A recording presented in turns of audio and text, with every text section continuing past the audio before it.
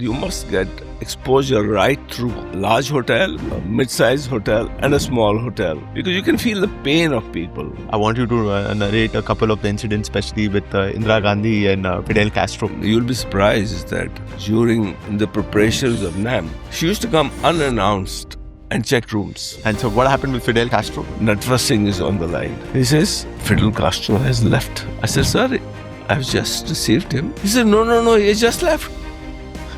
And there comes Fidel Castro. And the first one was Body double. You know, with so much of power, with a Lal Batti Ki Gaadi, the largest hotel chain in India, why did you decide to move out? a little bit of controversy. A very tough time which you must have faced in life and how you overcame it. I joined the industry. My mom didn't talk to me for 6 months. You want to become a cook or a waiter. From being somebody to nobody, it's not easy. And to rise from nobody to be somebody is what we all have to learn. Someone who's sort of starting out, how should he pursue his career in hospitality? I think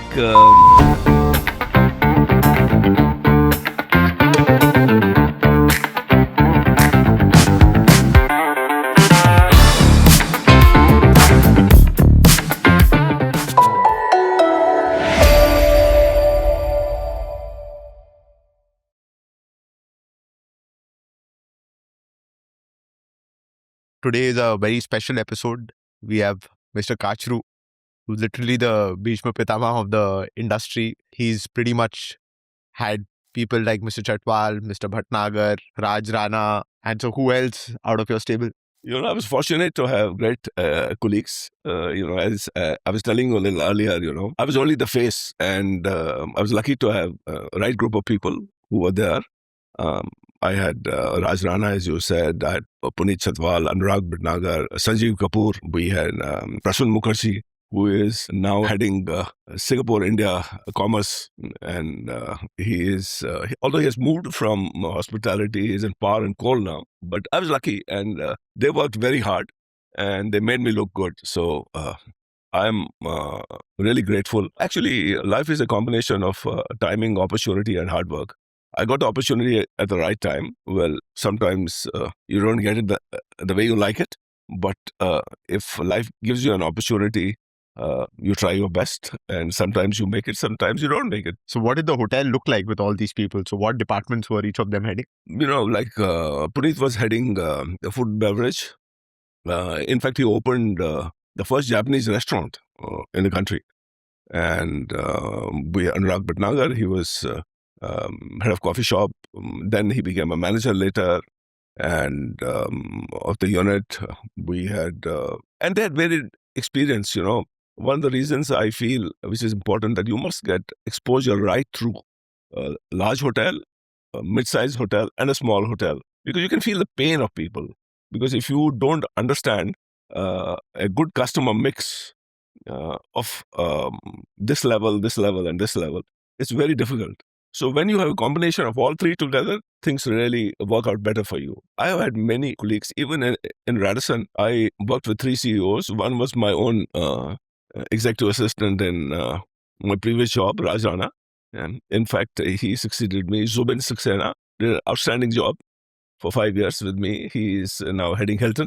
So, you have to be fortunate if you have right people and the right team. So how did this entire journey start? Like, you entering hospitality back in what, early 70s? Yeah, I was from the first batch of management trainees. Those days, Anand, when you passed out of a hotel school, Oberoi's was the only one which had an OCLD scheme. Nobody at that time had. Taj used to have, catering assistants, ITDC, which was another large chain in those days.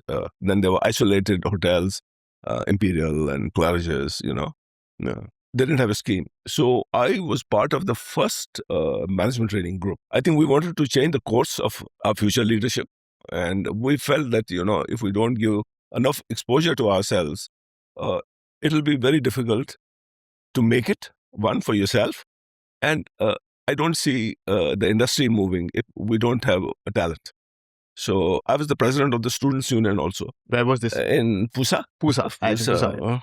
Actually, what I'm really proud of, I'm the first student of a Hotel Institute who was nominated by the government on the governing board of Pusa Council. So then I had actually an offer initially when I moved into the industry from Taj and ITDC. My father being a government employee, he felt that, I should join government. Job is more secure. I resisted. I wanted to go to the private sector. But, sometimes family pressures. And I joined ITDC, and it was our first batch. And a lot of my colleagues then later on built what is ITC today. We had senior management trainees in ITDC, Munjal and Noni Chawla, and who moved on, because ITDC was an organization which was actually structured to develop tourism in India. They were not only looking at the bottom line, they wanted to be the catalyst of establishing new destinations so that private sector can move in. They took care of the infrastructure and the first mover. In some cases, we got first mover advantage, no doubt about it. But establishing a destination is not easy. So joined ITDC, and after working in various ITDC hotels for small periods during my training period, I got an opportunity to go to a small hotel, a 50-room hotel in Jammu. I jumped for it. It was my hometown. And I said, I want to go there. So I moved to Jammu. And my fiance, my wife now, I told her, well, what should I do? She was in Delhi. And we are from the same school. She's also from Pusa. So she said, no, a career first. And we will sacrifice whatever we have to do. We had a place here. We had everything, going on well. And the rest of the family was here. My sister was here. Everybody was here. So, but I went alone at that time to Jammu. And I was made head of food and beverage. Hardly any experience. And I remember getting up at 5 o'clock in the morning, taking fresh supplies from vendors, opening up the restaurant and the kitchen, working at the time office, letting people start their job, and then going and having a shower and coming back and supervising breakfast for the guests. So that's how I began. And I was very fortunate to have a general manager. He's no more, a gentleman called Colonel Pitania, not from our industry. Those days, our minister was Dr. Karan Singh, and he knew him, and he told our people that he could be an asset, and he was an asset. A very nice person. And he told me, you do what is right. As long as there are no integrity issues, just do your best. You know what you are here for. So he allowed me to spread my wings and even do things which I was not supposed to do, other departments. So in a small hotel, it's like a small family, You just get into finance department, housekeeping, you get into different, you learn. I mean, it's all learning. So while I was there, I was picked up by ITDC and German government, and they sent me to Germany for doing a language program first, and then work, give me some practical experience, and do my master's in hotel management. Besides that, I did some short courses with different hotels. I worked for about a year in Frankfurt, then I worked in Köln, Bonn. So after finishing, when I came back, another opportunity arose. We were opening a hotel in Aurangabad. So I was just 23, and it was manager's post. We never used to call managers, general managers those days. So I went there, learned alongside the team, and again, a fantastic team. I had, people like MS Gupta, who was one of the celebrity chefs. He was there, and we established the hotel. Had At 23, for someone to make you manager, he must have been a great boss. Who was the person? Either I was crazy or I actually had my hotel division boss was Mr. R.S. Jolly. Unfortunately, he's no more today. And he bet on me. And maybe one of the reasons was nobody wanted to go there. People are very skeptical about whether they should leave their comfort level. You have home, you have friends. So I went there, and I opened the new hotel and they had established a very nice hotel, which I still feel was one of the best hotels of ITDC for that size at Varanasi, where I met your family first. It was an outstanding experience. We used to, people can't dream of it today. I think our average occupancy was over 90%. And I remember many days when I used to vacate my own suite in the hotel, and we used to spend the night in the swimming pool toilets. Wow. To give the room to the guests because we couldn't afford to lose that occupancy. So somewhere I was noticed, and I strongly believe that hard work pays at the end of it, and if your intention is right. So then I was sent to a couple of other hotels, and I had a boss who actually, when he joined, he was a very senior IS officer. He joined as Secretary Tourism, and you know how it happens in the government. He was told that the previous bosses were very fond of him, and he executive assistant manager. So he said, we should give a chance to somebody who is more senior, and he transferred me to Calcutta. And a well-wisher who was those days politically very strong and a relation told me, he's a friend of mine, this secretary, I'll tell him not to send you. There's no problem. I said, how many times can I call on you if I have a problem? Let me go. If I do well, and I'll get the benefit. If I don't do well, then probably I don't deserve it. So he actually told me, you're a madman. So you have kids going to school here, and you have hardly been here for 2 months. It was only 2 months tenure here. So I went to Calcutta, and this very gentleman, he's a living legend in tourism today, and he became my mentor. Can you name him? S.K. Mishra. He was one of the longest serving Secretary of Tourism. He became Principal Secretary to the Prime Minister. So he actually has guided me at every stage. And what he did for tourism in India, no offense meant, it's very difficult for anybody to match up with that.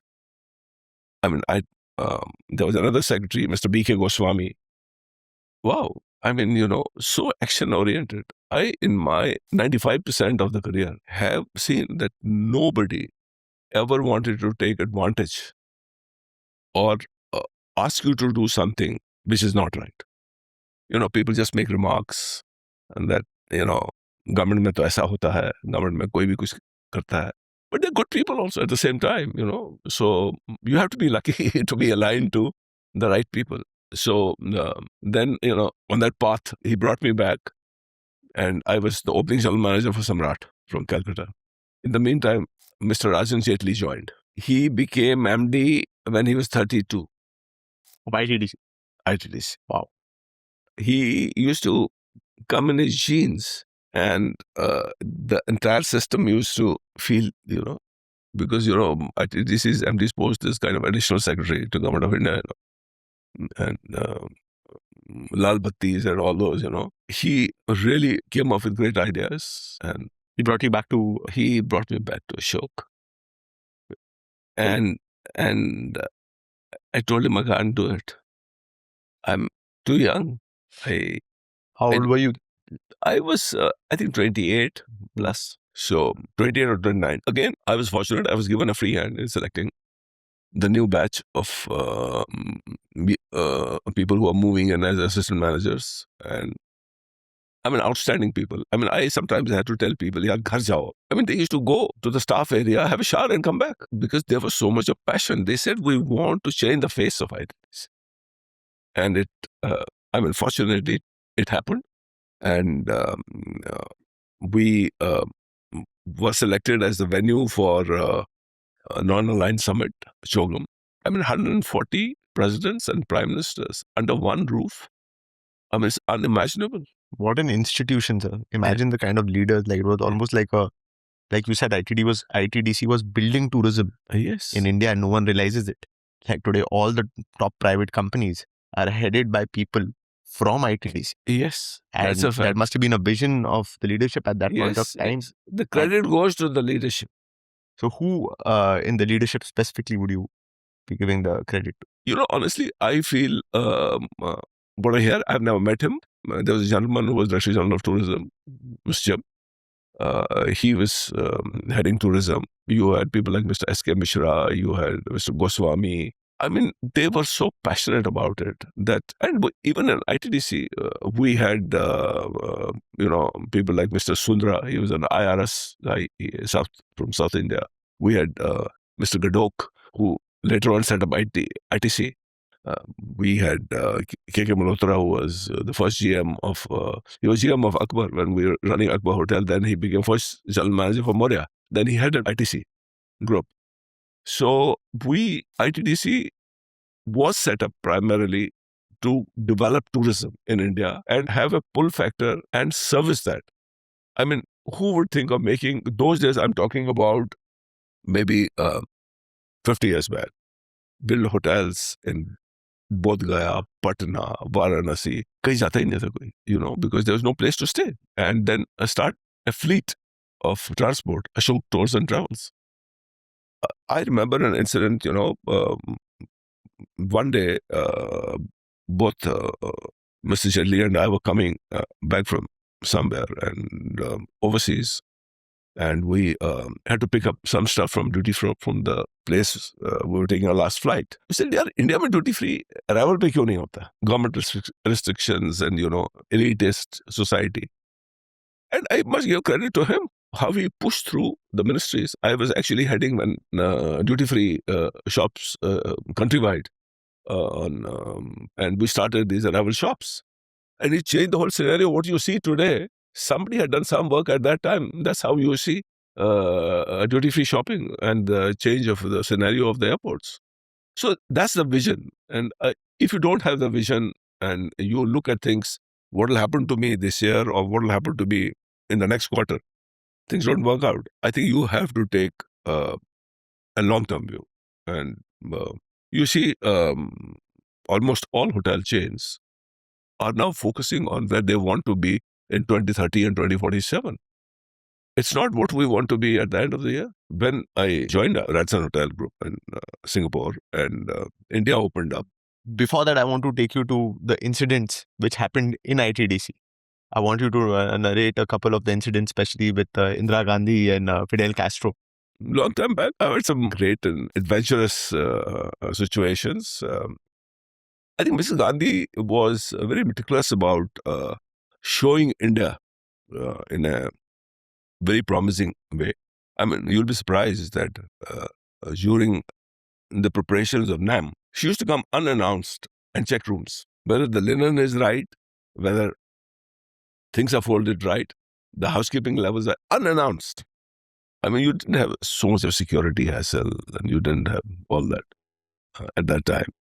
So, those things, I mean, and then being the general manager of Ashok and being later on as head of the hotels division, obviously I was looking after all the dignitaries' visits to India and back, or organizing something which is at the national level. Like I was involved in India's festival in Moscow. We worked for India-US Festival of India in US. Then they came over here. So I think it's a combination of learning, exposure. I don't know, many would not know that the erstwhile Soviet Union signed its first international project with India, and that was ITDC. We set up 2 Indian restaurants in Moscow, and average waiting to get a table there was about 6 hours. That was set up by you. And so what happened with Fidel Castro? I think it's maybe a security issue, but I remember an incident, and let's take it lightly. I got information that Fidel Castro has left the airport and he's on way to the hotel. So as a general manager, you go and receive them. So I received him, took him to a suite and made him comfortable. And a little bit of chit-chat and came back. Those years we didn't have mobile phones. And I came down to the lobby and a lobby manager came running to me. I was in the lobby only. Sir, Mr. Natwa Singh is on the line. He was, I think, those days Secretary External Affairs or something. He says, Fidel Castro has left the embassy and he's on his way. I said, sir, I've just received him and I have escorted him to the suite. He said, no, he just left. I just didn't. There's some confusion. He says, no, go to the porch. He should be arriving any minute. And there comes Fidel Castro. And the first one was body double. Some of these experiences, I mean, I remember sometimes, although as hoteliers, you are a hotelier, we don't want to get too familiar with anybody as friendly. We should know where to draw the line. Yasser Arafat came and we were told what are his likes, what does he prefer. So I personally called on him and told him everything all right. He got a little fascinated about some stories about Kashmir, which we were talking. And next time he came, he says, I want to meet your wife. And unfortunately, she was not in town. He said, no, I bought a gift for her. I believe this is what they wear. Look at the opportunities and how these people think. I mean, he has a different persona of what he was and what he is. And so, I mean, I was lucky to spend some one-on-one time with different presidents and prime ministers. And I mean, amazing. It was an amazing opportunity. So, with so much of power, with a Lal Batti Ki Gaadi, the largest hotel chain in India at that point of time, you were saying what, over 10,000 employees, running airports. Why did you decide to move out? A little bit of controversy. I was doing well. I was very happy with what I was doing and didn't want to leave. Unfortunately, I had a minister whom I wouldn't like to name. He came in and he wanted things to be done in a certain way, which, you have to understand when you are in your 30s, your mindset is very different. Very idealistic, yes. Your mindset is, you want to rise, you want to do well, you want to, be respected, you want to be, and you're not getting into that kind of a liaison thing. So, unfortunately, I could not live up to his expectations. And I was very young, and I decided that I can't fight a system, so I should explore opportunities outside. And I was lucky. I mean, again, luck plays a role. My ex-boss was in Singapore, and he connected with me, and I had known a president of Radisson Hotels Group at that time in US. So he had offered me an opportunity 8 years back when he had come as a guest. I said no at that time because, as you correctly said, who wants to leave Lal Batti Wali Gadi and perks, in government you get more perks than the money you get, so actually you work for your perks. I called him and in the night, and he told me, you called me after 7-8 years, so are you ready to move now? I said, yeah, I am ready. And he said, why don't you go to sleep? It's your night time, and I'll talk to my chairman in the morning. Because it was a huge setup for them. They had nothing in Asia. We had no hotels in Asia. So that means no hotels in Asia, including China. No. China, at least China aside. Yeah. China we had to. Yeah. China was not a part of me. It was minus China, everything. Wow. So no hotels. So we want to grow, but you have to set up the office either in Singapore or in Hong Kong. Singapore, because of Mr. Jaitley, I went, and both of us decided it's worth looking at it. And we're very fortunate that in the, I think, first 24 months, we set up hotels in Thailand, Malaysia, in Indonesia, 3 hotels in Indonesia. That's it. And we signed a hotel in Sri Lanka. But when India opened up, 98, we, again, great opportunity. So sorry, I'm just taking you back a little bit because the franchise was owned by you and Mr. Jaitley, right? No, it was not a franchise. It was a strategic partnership between us, and we had the rights to develop all the Carlson brands, which was Countryans, Radisson, and then we acquired Park Plaza later, TGI Fridays. The one in Vasant Vihar was done by you? Yeah. Wow. Yeah. You sort of grown up with it. Yeah, and our first partner in India was Puj Lloyd and Dr. Naresh Trahan and Rajan Jetli, and they took the rights. And now those rights have been taken. They've sold their rights now to the gentleman Prasun Mukherjee. So it's all in the family, moving. So I think, started, and it was a huge change, because here, how it works in government, public sector. I had 2 EAs, couple of secretaries, and people hanging around all the time. And I remember my first day in Singapore, we took an office which Carlson set up at Orchard Road. Famous Orchard Road. Orchard Road International Building.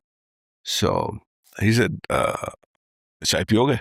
Rajan told me that was my first day after moving. So I said, "Sir, piyenge?" He said, "Oh." He took me to the pantry. He said, "These are tea bags. I'll make tea for you today. From tomorrow, you make a cup of tea for me also." So that's how we started. We had, and I had no development background.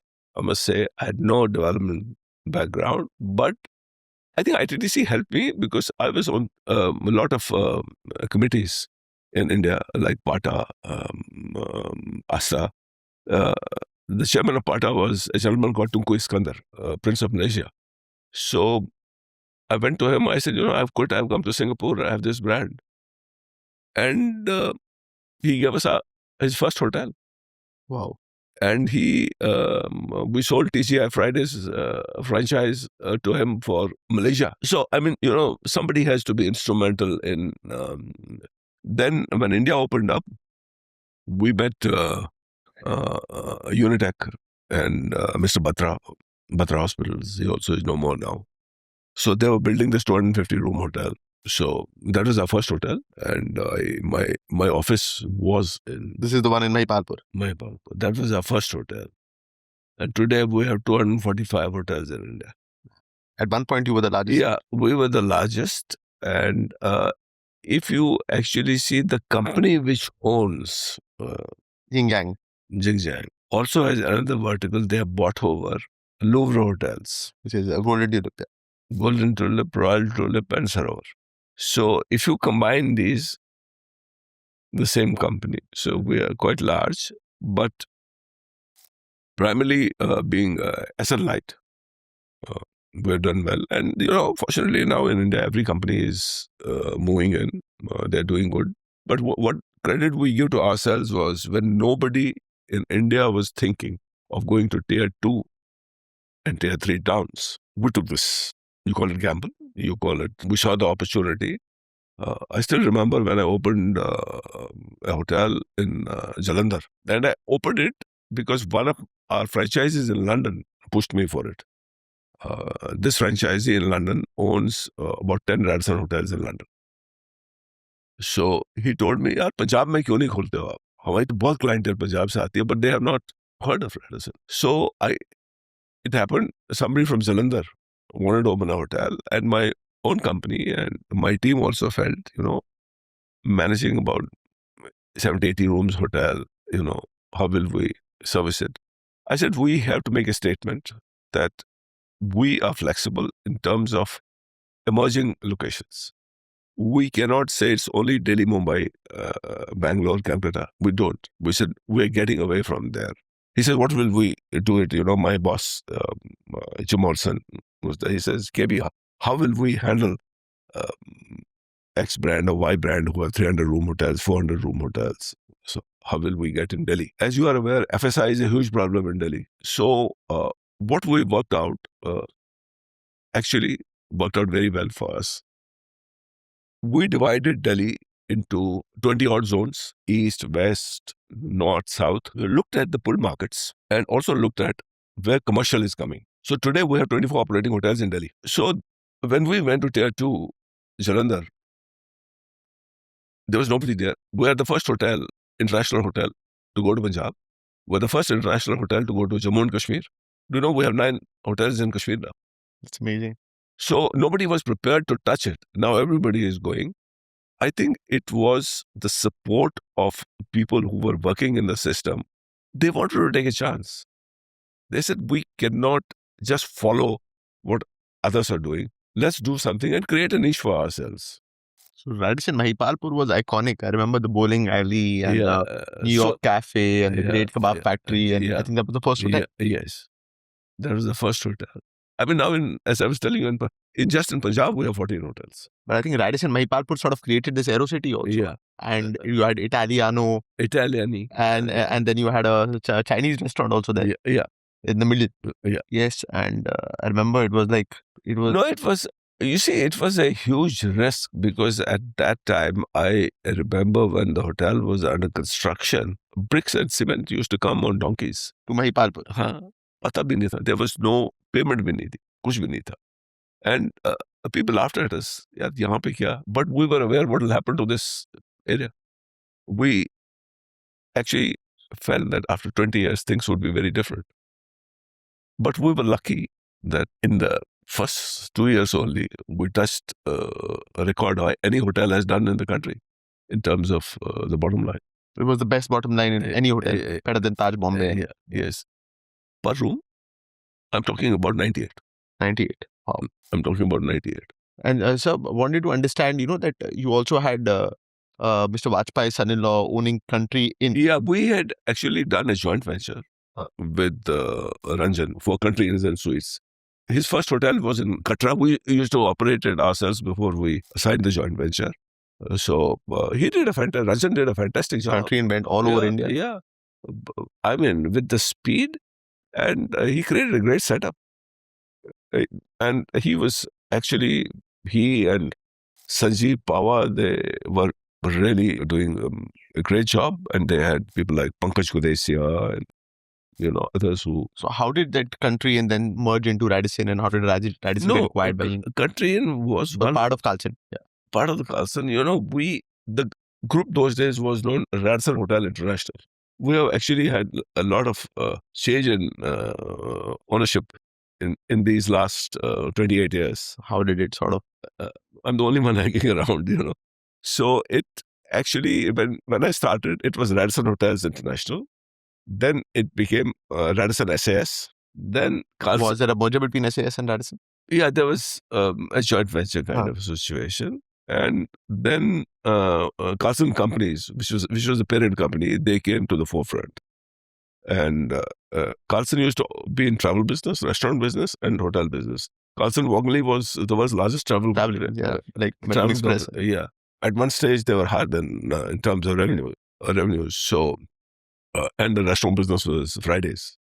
And then they created some other brands and hotels. So, they... in the hotels, they had their focus on Radisson, just pure Radisson. We didn't have initially Blue. It was core Radisson. And the company wanted to be there in that segment. That was a deliberate decision. And it was very good for India, You see, market has changed. And even we have to accept, we have decided to get into aspirational luxury. With connection. Absolute palaces and this thing, just aspirational luxury. And we opened our first hotel. I don't know if you have been to Kashmir. I've been to Kashmir, but I haven't been to. That is you see, next time you go, please stay there. You like it. So, average size of the room is about 46 square meters. It's quite nice. So at that time, and for Country Inn, we set up with Ranjan and his team, and they were operating it. We had only franchised it to them. And then they were bought over. By Carlson. Back they bought. So now it's one company. And then it became, after Carlson Companies, it was bought over by HNA in China. From HNA, it was bought over by Xinjiang. And Xinjiang also bought Louvre Hotels. And Louvre bots are over. Louvre bots are over. So it's like a complete... Yeah.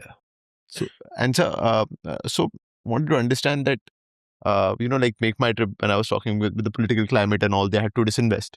Did Radisson had to, did you go through those conversations with the China-India relationships now? Though they're very sort of positive, but at one point of time in the middle. No, we haven't had any problems, but I think, law of the land Dictates. has to be maintained, and national security is most important. So laws won't change for one company. Sometimes it's important to follow, but we have had no problems. You can see from our expansion point of view, Results are amazing. our growth is quite good, and we asset light. So that makes it a little more difficult, when you have money to invest. So it becomes very good for the market. And so in terms of your role currently, so you sort of set up this entire thing. You are also wearing various hats. We'll come into the second part, which is about your contribution to India's tourism and now heading HAI with government policy. But right now in Radisson, what is the role, and how did you, one more thing which would be very interesting for the audience to know is how did you oversee the transition from, let's say, a Zubin to a Nikhil or a Raj to a Zubin, and how do you sort of go about that? Well, I took a decision about 10 years back. And because youngsters must come in, you have to have a very clear succession plan, and the company believes in it. So I took a step back and brought in Raj Rana as CEO, and I continue to be the chairman of the company. I take care of strategy, governance. I sit on the boards of all our ventures and ownership relationships. In our business, growth is very important, and we are in very capable hands. I mean, look at our average age of our team today is late 20s. We have 100 odd people in the corporate office in Gurgaon, and headed by Nikhil, who's doing a fantastic job. So The difference between Nikhil and Zubin? I feel, people are different. I mean, no two people are the same. Each one has his own strength. You are also the president of HAI. I think that's the only sort of hotel-specific association at that No, scale. I'm actually involved in a lot more things. I have been president of the Hotel Association of India, which is the key body for hotels. We have almost everybody, every hotel brand is part of it, domestic and international. And I also serve on the governing board of Skill Council, Government of India. I'm on the National Tourism Committee. Then I am also on the task force for all IGMs for countrywide. We are trying to change the curriculum and things like that, so that the students who pass out, they're job ready. It's not only books. It's practical, dirty your hands. What is essential? How are the priorities? How do you think, because India is struggling with inbound tourism, and it's been struggling with inbound tourism for decades now, I think. And despite such beautiful hotels coming up and the government even renovating a lot of historical sites, etc., what do you think that the government can do better? And especially in your position, how do you think that the bodies which you are heading can influence the government to sort of market the country better? And what do you think can change inbound tourism for India, especially? The key problem for us is to prioritize. COVID changed the course overall, and what everybody realized here, that India itself is a great market.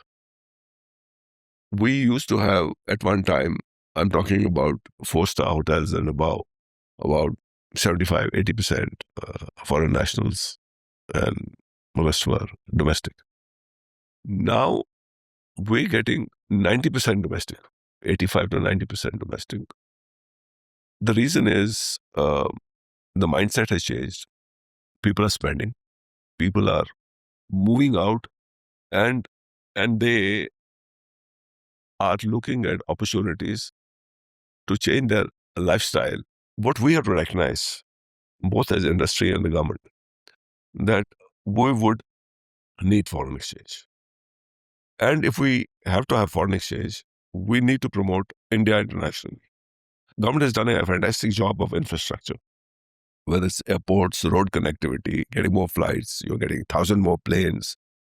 And by getting things right on the last mile connectivity, I think we have everything in place. But we are not actually doing much for international market. There can be various reasons for it. Priority to domestic tourism, number one, maybe controversial at the moment. Uh, but everybody realizes there's enough potential for that. Our budgets for exposing our product are not there. I mean, from 300 crores to 30 crores to zero, literally. Tourism is a state subject. It's not central. So each state government. Kerala's own, God's own country, each one can do something. So that's what is happening. I think we have to accept that unless we have more international tourism, it'll hurt us in the long run. So we have to work for it. And there's a long way to go. So with IT exports drying up now, this is the best way to sort of increase, like you said, the dollar flow back into India. Yeah. I mean, it's the easiest way. I mean, look at it. We provide, our industry provides directly and indirectly about 15% of the total jobs in India. That's crazy. And India, maybe more indirectly when you take, maybe more. So we have to acknowledge that. The problem is that we have to acknowledge and the contribution to the GDP. I mean, there's a possibility of taking the GDP of the country much higher from, I think we can easily go up to 9 to 10% of the total contribution to GDP would be from tourism. So why aren't we cashing on it? But I think what is good is the key people in the government today are acknowledging that. How long it'll take? Because we had gone back on investing in exposing our products. So that and this geopolitical thing happening in West Asia has created more problems for travel, connectivity, airfares. So, I mean, it's a difficult period. I mean, let's take the good side of it. Because domestic tourism is good, we're able to do well. Can you imagine if we go back 10 years and look at domestic tourism and what it's today? Your hotels are doing very well. What I personally am worried is our airfares and bilaterals have to be good between different countries. Otherwise, what will happen is we will be exporting more people than people coming to India. I mean, we're talking about 10 to 12 million people. We have great targets, but how will those targets be achieved? But one thing is very clear. By 2030, you will have 100 million people going outside India. And it's actually spending foreign exchange, not earning foreign exchange. I'm not saying that people should not have the opportunity to travel abroad, but the question is, here is a huge opportunity of investing money in projecting India better. You gave an example of Kerala doing God's own country. I mean, even if state governments have to do it, each state should have a theme. I mean, Rajasthan has done a fantastic job. Madhya Pradesh did that. Madhya Pradesh has done. The problem is you asked me a question on what are kind of us to improve things. Luckily, all the key associations are working together very well, whether it is faith, it is FHRIA. FHRIA, Hotel Association of India, Adventure Tourism, anybody who are associated with it. The key objectives are same. What used to happen earlier, everybody used to go with their own laundry list, and you confuse the government further. So at least all of us, I give credit to all my colleagues in the industry, they have been able to be one forthright in what is the problem, because you can't be saying everything is fine. You have that's all you hear on YouTube. Everything's fine. First of all, I said on various forums that unless you acknowledge the problem, you will not be able to solve it. You have to understand and acknowledge that ये problem है, इसको solve करना है. कैसे करना है, कितना time लगेगा? That is an open issue. 17 states today who have been fighting for the last 3 years now. Tourism should be infrastructure. Now, for that process, government agreed to create new destinations. 50, they've agreed for 50. That process is on, and they'll give them infrastructure, which would be very good. At the same time, state governments were advised, because government of India can't, they can only advise them, give tourism infrastructure status. Industry status. Some states were very proactive, like Rajasthan, for example. As of last month, 17 states have agreed. That's amazing, to give industry status. Give industry status. But the problem is execution of that. It's just not happening. Only 2 states, I would say 1.5 states, are passing on the benefits. I mean, there was a clean grid that, okay, we will give us priority tariff as given to other industries for electricity and power. It was agreed. Orders were issued. But execution, monitoring is missing. So we will continue till we get it. That's good, sir. That at least someone is fighting for the... And the same thing is skill development. I mean, where will you... Today, India has 200,000, given 5 years, there 200,000 branded rooms. Today's requirement is 1 million rooms. Now, if you have to get 1 million rooms operational, in the last 2 years, the work has started on another 150,000 rooms already. They're underdeveloped. Where are the people? And there must be succession plan at every stage. We have taken, every industry is doing something on its own. Every hotel brand is doing. We in Hotel Association have started a mentor-mentee program, which is informal way of creating a succession plan. Every leader will have 3 to 5 mentees. Wow.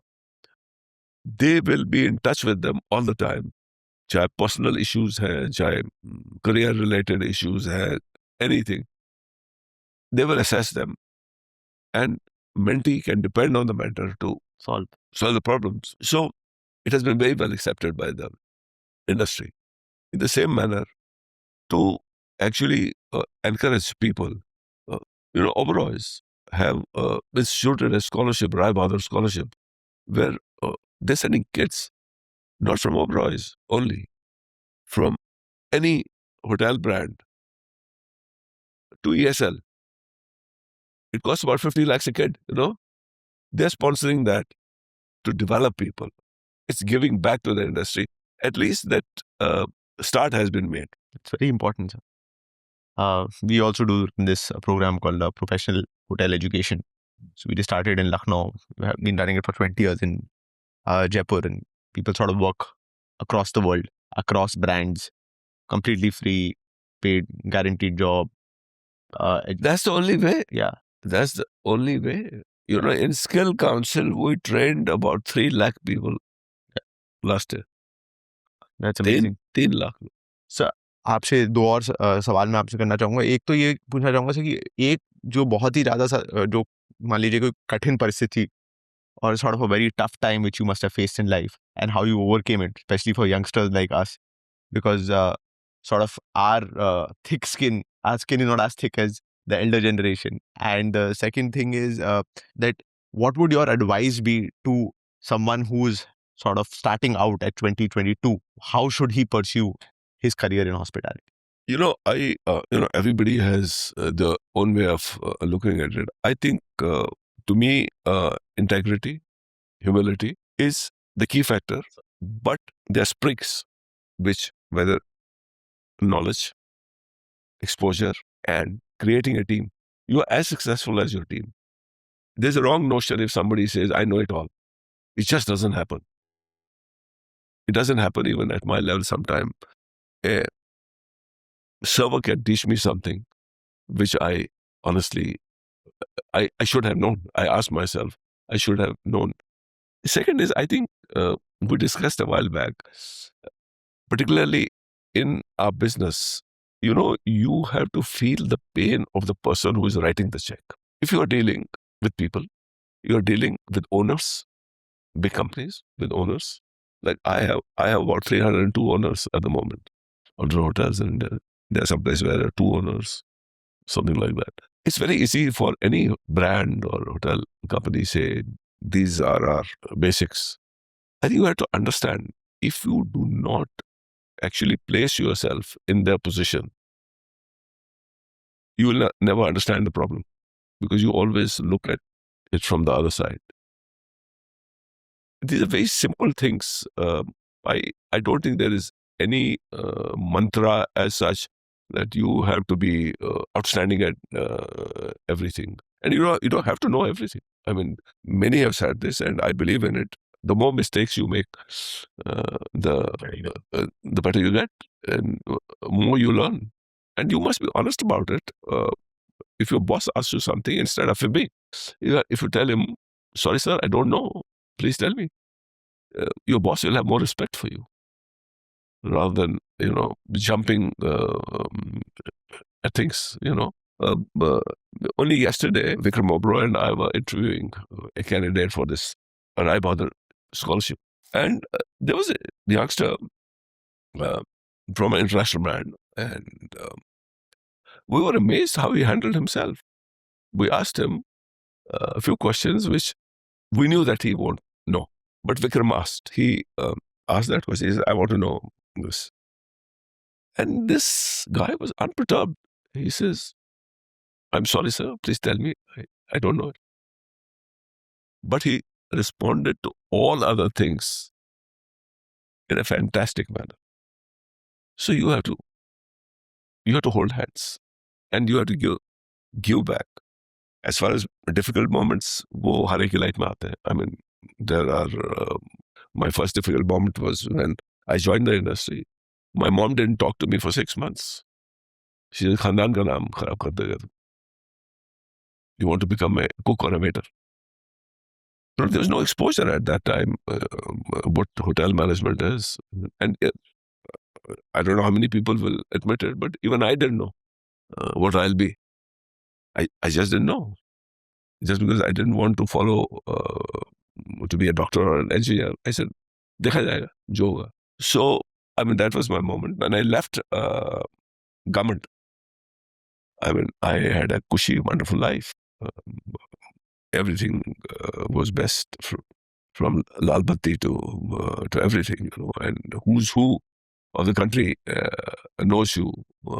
To suddenly, from being somebody to nobody, it's not easy. And to rise from nobody to be somebody is what we all have to learn. And it can happen to anybody at any time.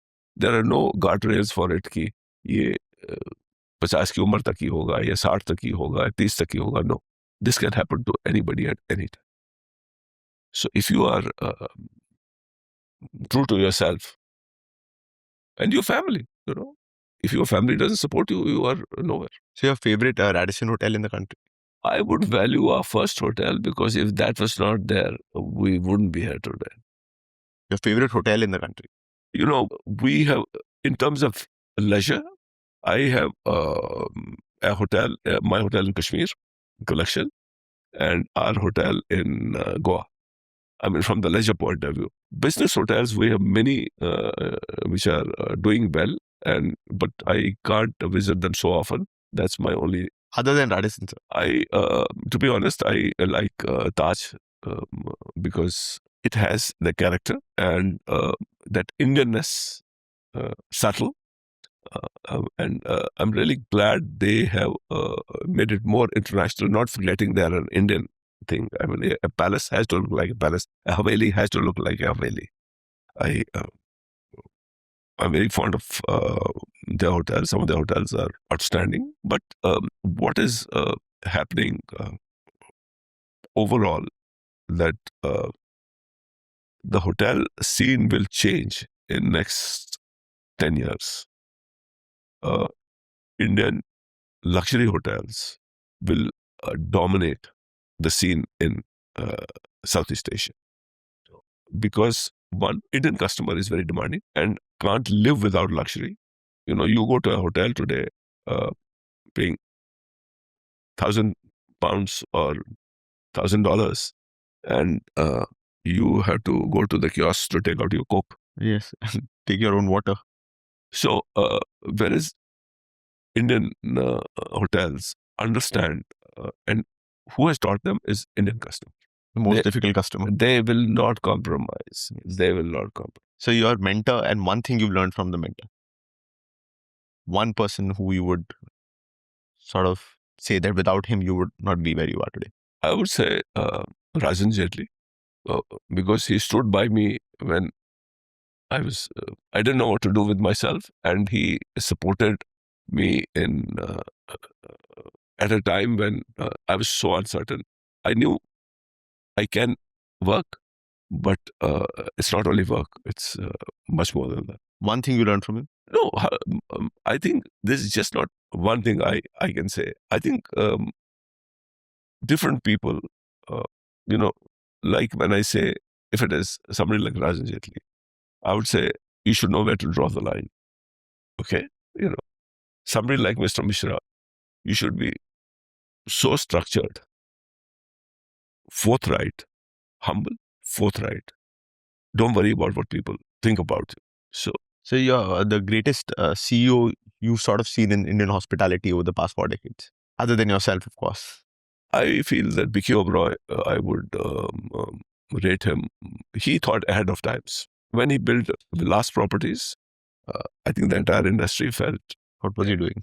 what's he doing? Why is he over-investing? And he actually stood by what he said. I don't care.